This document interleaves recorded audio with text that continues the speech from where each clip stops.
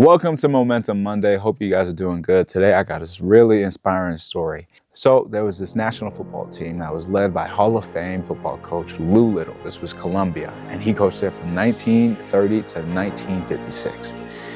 Late in his college coaching career, Columbia was on a tear and they were headed to the national championship. Holy moly, they were on a roll.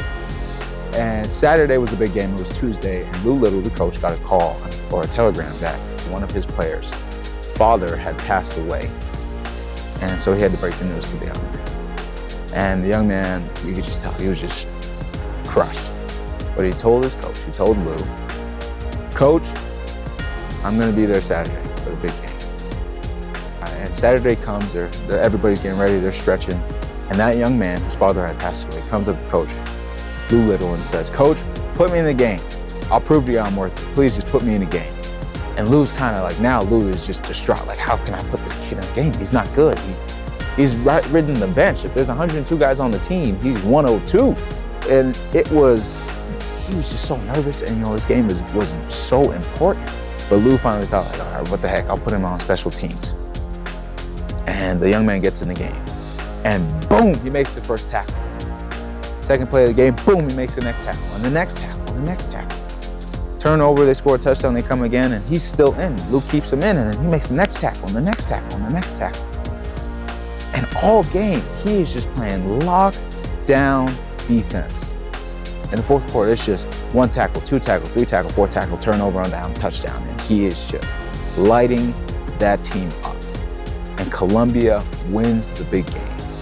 Holy moly, was it a miracle. Everybody's picking this kid up, throwing him up in the air, patting him on the back, clapping for him. And Luke comes up to him and he's just like, "Son, you were All-American today. What happened? I've never seen you play like this." And the young man tells Lou, "Coach, you know my father died, right?" Lou said, "Yeah, I was the one that told you." The young man said, "Coach, you knew my father was blind, right?" Lou says, "Yeah, I used to see you walking around the campus with his walker and his cane." The young man said, "Well, Coach, this is the first game that my father ever saw me play." And I love that story because that young man was playing for a reason. He was playing for his father.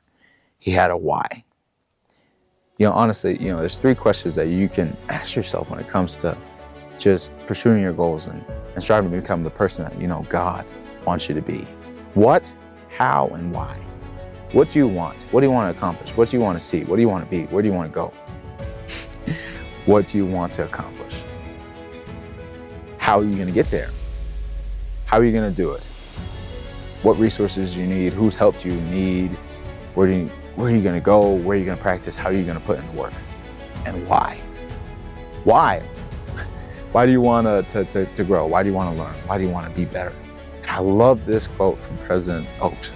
"In contrast to the institutions of the world, which teach us to know something, the gospel of Jesus Christ challenges us to become something." And so many people are just so caught up on income. But they're not focused on become. Your income doesn't necessarily impact what you become because there's criminals making millions right now. But they're not becoming much. What you strive to learn and grow and do and become definitely increases your capacities to earn a bigger income, but that's not the only thing. You can have a greater impact on somebody else's life. And it's so cool. Just know too, if you can't make a difference in somebody else's life, you'll never make a difference in your own. And so try to impact somebody, try to lift somebody up, try to play your heart out. That can be your why, that can be your reason.